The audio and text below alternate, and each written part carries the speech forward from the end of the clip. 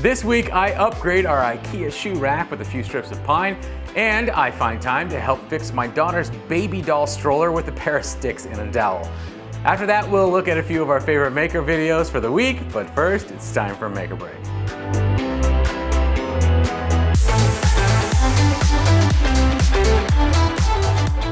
Hey guys, I'm Rob, and this week both my daughter and I got sick, so Sarah couldn't come out to the studio, and I'm on a bunch of cough meds, so this will be a little bit weird. My wife asked me to build her a butcher block countertop for a new island in our kitchen sometime later this year.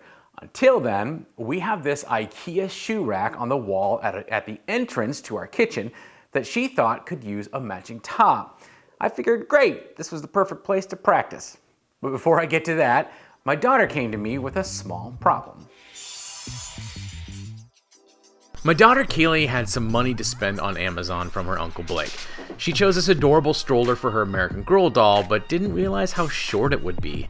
It was super uncomfortable to push around, and she thought I could help. You know, I spend a lot of time in my shop just like you probably do, and it's nice to bring our kids into this world when they can safely help. But once in a while, our ability to build anything we can dream up is a great opportunity for us to help out our own kids and be super dad at the same time. It doesn't have to be complex or perfect, but if you have a chance to make your kid's life a bit easier or a bit more fun, I highly recommend you do it. There you go, kiddo. Now, out with you. Daddy has to do the YouTubes. All right, this butcher block top. The Ikea shoe rack has a simple black top where we dump our keys, wallets, safety glasses, and impact drills. You know, like normal people. As I mentioned, my wife wanted me to make a butcher block top for it so it would match the island she's convinced I'll build later this year. So, to do this, I started off with some pre-milled pine 2x2s. These are not cheap, but I don't have a planer, so this is my best option.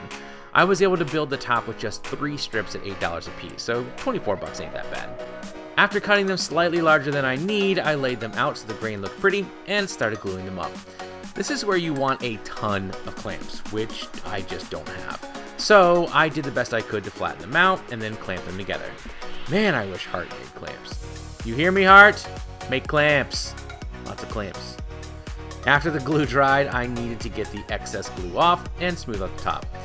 Now, I bought a block plane, which, by the way, not the plane you're supposed to be using for flattening a large surface like this, but it was 20 bucks and I kind of wanted to just fool around with this thing.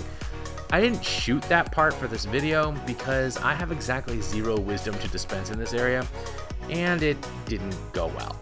But that's why you're watching me sand this down, which is how I eventually got it flat and smooth. After that, I cut the ends to length and then applied a clear water-based finish to match the pine mantle I built my wife earlier this season. After that, I just had to unscrew the top from the Ikea rack and screw mine in place. And I was surprised by how much nicer it looked.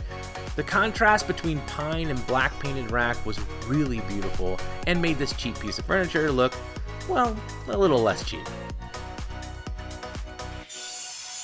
And that's it. My only regret was using the really clean pine, like with no knots in it, which is so perfect, it's hard to see the separate pieces of wood once I finished it. Normally, you'll use hardwoods like red oak, cherry, or maple, which I think would give you more varied look between pieces. But hey, the wife's happy, so I'm happy. Now, when I build the island, I'll have to seal it with mineral oil, which is a whole other process.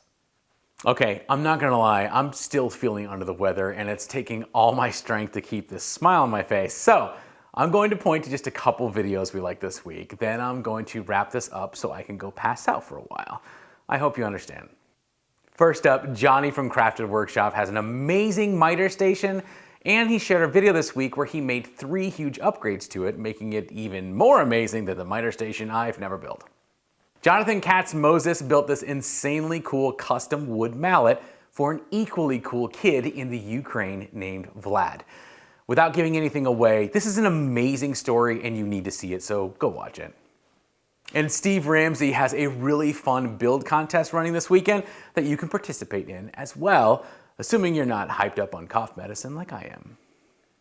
Okay, Maker friends, that's all I've got. Really, it's all I've got in me at this point. If you saw a Maker video that should have been mentioned, do us a favor and link to it in the comments below. If you link to it, we'll watch it, just maybe in a couple hours. Special thanks to Hart for sponsoring this episode and reminding us that we can build anything we can imagine if we do it with heart. Be sure to like and subscribe so you don't miss a thing. All right, break's over. You go make something. I'm gonna go to sleep.